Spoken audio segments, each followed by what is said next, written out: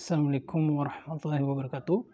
Perkenalkan, nama saya Alis, NIM 18650-037 kelas A. Di sini saya akan membacakan materi tentang prototype. Siapapun yang pernah menyelesaikan proyek software akan sependapat bahwa masalah pertama adalah memperoleh kebutuhan dari user. Permasalahan kedua adalah berdasarkan persetujuan spesifikasi fungsional (FS). Spesifikasi fungsional mencoba untuk menggambarkan sistem yang berbasis grafik dan narasi, tetapi gambar dan penjelasan tidak dapat menerangkan cara sistem tersebut berjalan, berlaku, dan mempengaruhi bisnis user. Sebagai tambahan, FS biasanya menimbulkan kesalahan pemahaman jika dibaca semuanya.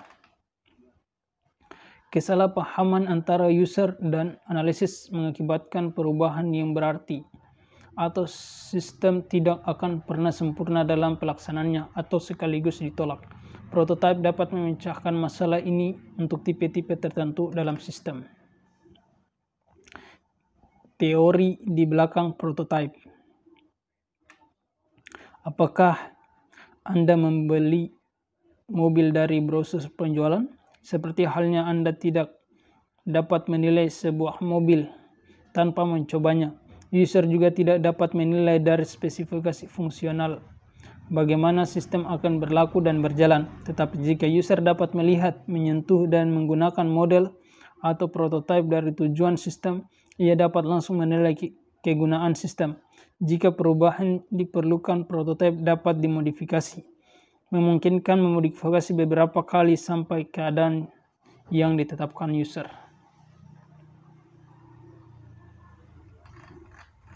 Jadi keuntungan dari prototipe menghasilkan syarat yang lebih baik dari produksi yang dihasilkan oleh metode spesifikasi tulisan.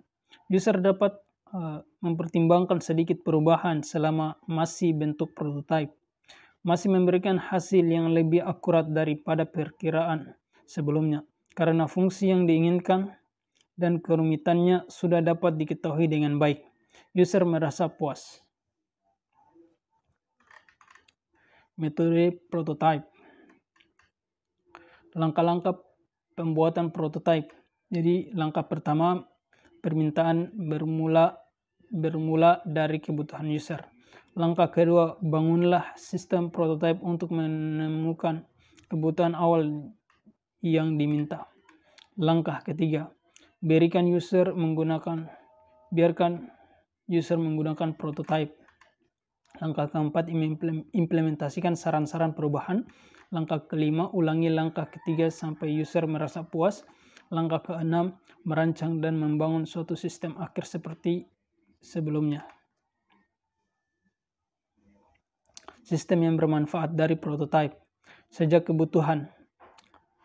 Baca spesifikasi fungsi pada umumnya berhubungan dengan pandangan user terhadap sistem. Hanya dengan prototipe, tampilan bagi user sudah cukup untuk memeriksa yang dibutuhkan. Menu-menu, bentuk tampilan input, tampilan keluaran, dan laporan yang dicetak. Pertanyaan-pertanyaan, pesan-pesan merupakan calon yang ideal untuk prototipe. Software untuk prototipe. Apa yang harus disediakan dari paket software prototipe? Produk yang baik harus menyediakan 7 bagian, yaitu pembuatan menu yang cepat dan mudah, pembuatan tampilan input-output, penyelarasan. Software harus menghasilkan sebuah data dictionary secara otomatis. Software harus dapat menyusun database sesuai harapan, mencari hasil dengan query online secara tepat ke data yang didaftar pada database. Apakah yang dibutuhkan meliputi logika yang rumit atau perhitungan prototipe? Di manakah prototipe ditempatkan selama 7 fase? Sekarang Anda mungkin merasakan bahwa metode pembuatan prototipe dapat menggantikan dengan sempurna 7 fase mendekati pembangunan proyek. Dan mungkin juga merasa diganggu bahwa saya membuat Anda membaca bagian satu buku ini sebelum menceritakan pada Anda tentang pembuatan prototipe. Jangan takut, pembuatan prototipe hanya menggantikan beberapa bagian dari fase definisi dan analisis. Beberapa produk yang harus dilihat.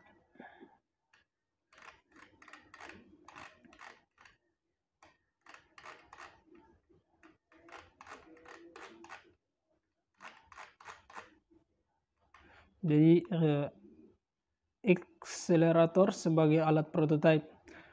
Dalam bab 6 kita telah melihat sebuah alat analisis yang disebut dengan akselerator referensi, tetapi alat ini mempunyai bentuk yang membuat alat prototipe yang baik, meliputi menu, forum, fasilitas, dan membuat laporan. Yang penting diharapkan sebuah kamus dapat data menguji Anda untuk mencetak sebuah organisasi logika yang berfungsi untuk dokumen yang khusus, terdiri dari semua jenis mendefinisikan proses kata yang dimasukkan dalam paragraf ukuran baik. Bahasa generasi keempat sebagai peralatan prototipe. Suatu saat kita memerlukan layar yang rumit, perhatikan khusus, prosedur otomatis, dan bentuk laporan yang unik. Yang kebanyakan prototipe tidak mempunyai kemampuan untuk melakukan semua itu. Ada sebuah jenis produk yang disebut Fourth Generation Language 4GL yang mempunyai kemampuan untuk melakukan hal tersebut. Kita akan membicarakan hal ini di bab lain sebagai alat untuk mengembangkan semua sistem, tetapi hampir semua 4GL dapat digunakan sebagai alat prototipe yang baik. Kesimpulan, conclusion, prototipe telah digunakan dengan sukses untuk mengimplementasikan ke beberapa sistem software yang meliputi user interface mulai menu layar, laporan, dan transaksi online. Sistem yang berorientasi bisnis sangat cocok untuk metode ini. Sistem real-time dan spesifikasi akan sedikit berkurang ketika menggunakan metode ini. Demikian yang dapat saya sampaikan, lebih dan kurangnya maaf. Wabillahi taufiq wal hidayah. Wassalamualaikum warahmatullahi wabarakatuh.